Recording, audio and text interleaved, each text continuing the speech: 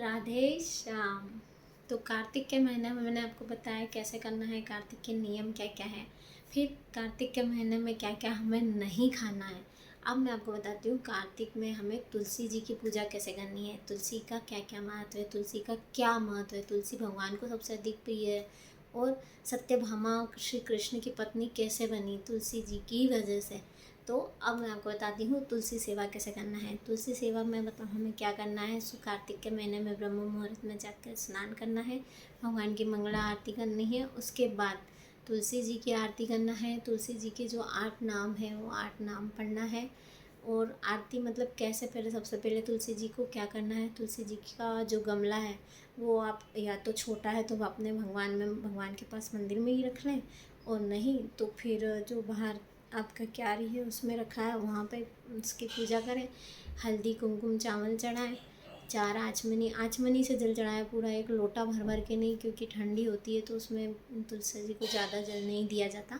तो हल्का सा 4 चम्मच आप जल चढ़ा सकते हैं उसमें। उसके बाद तुलसी जी को चुनरी उड़ा दें, एक लाल कलर की चुनरी उड़ा के रखें, और नहीं तो रोज़ एक कलावा लपेटें। उसके बाद फिर 4 परिक्रमा करें, दिया जलाएं घी का या तिल के तेल का, सुबह और शाम दोनों टाइम। इतना पूजा करके फिर तुलसी जी की आरती गाएं, आरती करें, और तुलसी जी के पास बैठ कर ही नाम जप करें, ज़्यादा से ज़्यादा तुलसी जी के पास बैठ के जप करें। और तुलसी जी के जो 8 नाम हैं वो मैं आपको बता चुकी हूँ, फिर एक बार फिर बताती हूँ। तुलसी, नंदिनी, सुनिए, वृंदावनी, विश्वपावनी, विश्व पूजिता, तुलसी नंदिनी च कृष्ण जीवनी। तो वृंदा मतलब वृंदा देवी, राधा रानी का नाम है वृंदा। और वृंदावनी मतलब वृंदावन की महारानी वृंदावनी। विश्व पूजिता मतलब जो विश्व पूजिता, जो तुलसी की पूजा करता है वो उसका पूरे विश्व में वो पूजित हो जाता है, विश्व विख्यात हो जाता है, विश्व पूजिता। पुष्प सारा मतलब वो पुष्प, सारे पुष्पों का सार है। पुष्प सारा मतलब सारे पुष्पों का, जितने भी पुष्प हैं उन सब का सार है तुलसी जी।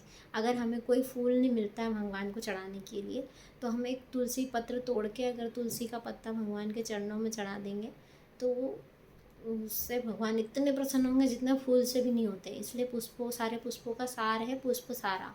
तो इसलिए हमें, और तुलसी, और कृष्ण जीवनी मतलब कृष्ण को जीवन दे, मतलब कृष्ण को जीवन देती है। तो बिना तुलसी के भगवान भोग ग्रहण नहीं करते।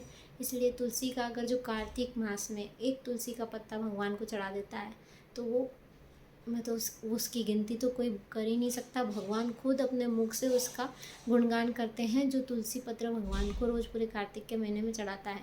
पर हमें द्वादशी के दिन तुलसी नहीं तोड़ना है, अमावस के दिन नहीं तोड़ना, पूर्णिमा के दिन नहीं तोड़ना।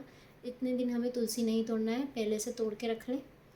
उसके बाद तुलसी, तुलसी का इतना महत्व है कि मैं आपको, उसकी तो कोई गिनती ही नहीं है। तुलसी सूख भी जाती है तो सूखी हुई तुलसी भी काम आती है। सूखी हुई तुलसी को आप, तुलसी की जो लकड़ी होती है उसके ऊपर रुई लगाकर उसको घी में डुबोकर भगवान के सामने, जो कार्तिक के में पूरा 1 महीना रोज़ तुलसी की आरती कर देता है, तुलसी की डंडी की, तो उसका तो करोड़ों गुना फल मिलता है। और उसको सबसे बड़ा फल क्या मिलता है, उसको सबसे बड़ा फल ये मिलता है कि उसको पता नहीं कितने जन्मों तक ब्रजवास मिल जाता है। राधा रानी उस पर इतनी प्रसन्न हो जाती है कि उसको ब्रज का वास दे देती है। अगर आपको ब्रजवास चाहिए, वृंदावन में, मथुरा में, गोकुल में, गोवर्धन में, राधा कुंड में, श्याम कुंड में, बरसाना में, तो आपको रोज़ तुलसी की लकड़ी जो सूखी हुई होती है उस पर रुई लपेट के घी में डुबो के भगवान श्री राधा कृष्ण, कृष्ण बलराम, गौर निताई, इनके सामने, या विष्णु जी, लक्ष्मी जी नहीं, सिर्फ विष्णु जी हो,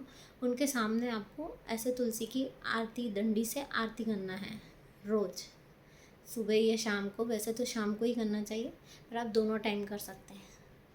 और सूखी हुई तुलसी कभी भी उखाड़ के फेंकना नहीं चाहिए, हमेशा उसकी लकड़ियाँ अवेर के रखना चाहिए। उसकी तुलसी की लकड़ियों की, जैसे हमने ये माला पहन रखी है, ऐसी माला बना सकते हैं आप। तुलसी की डंडी से आरती कर सकते हैं। और सूखी हुई तुलसी आप जब भी वृंदावन जाए तो वहाँ दुकान वालों को दे दें, क्योंकि वो जब माला बनाते हैं तो उनको सूखी तुलसी बहुत चाहिए रहती है। तो लकड़ियों से वो काट काट के मशीन से फिर वो उसकी माला बनाते हैं, जैसे ये माला बनी है।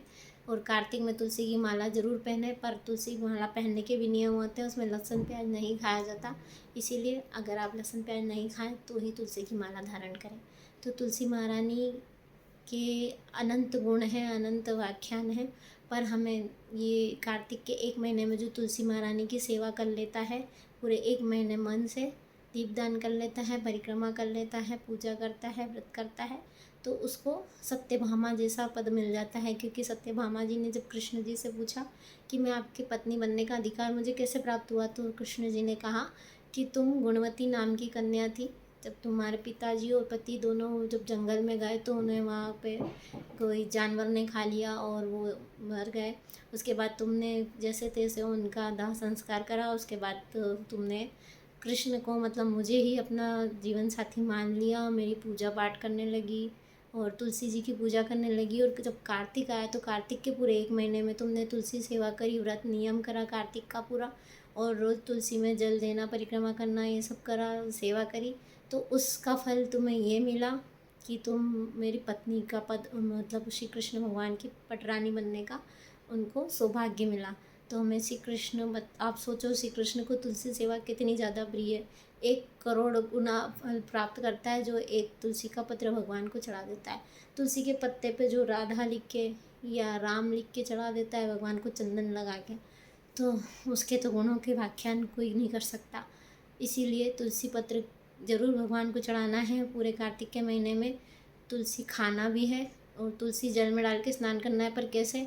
ऐसे जल में डाल के स्नान करेंगे तो पैर में आएगी, इसलिए एक कपड़े में तुलसी डालें, मतलब पतला सा कपड़ा, उसमें तुलसी की पोटली बना लें ताज़ी ताज़ी पत्तियों की, और पानी में थोड़ी देर डुबो के रखें और उसको ऐसा निचोड़ के रख लें, निचोड़ के रख दें वापस। और फिर जब नहा लें तो पत्ती को आप खा सकते हैं, ऐसा कुछ नहीं, फेंकना नहीं है। और अगर आपको डालना ही है तो तुलसी के पेड़ में उसको वापस नीचे फैला दें, ठीक है। ऐसा पूरा घर कर सकता है उसी तुलसी की पोटली से। सब घर में जितने भी नहा रहे हैं वो पानी की बाल्टी में डुबो के उसको निचोड़ लें और उससे स्नान करें। और नहाते टाइम हर हर गंगे हर हर गंगे हर हर गंगे, या नारायण नारायण, या कृष्ण कृष्ण हर हर गंगे, ये बोलते हुए स्नान करें कार्तिक में।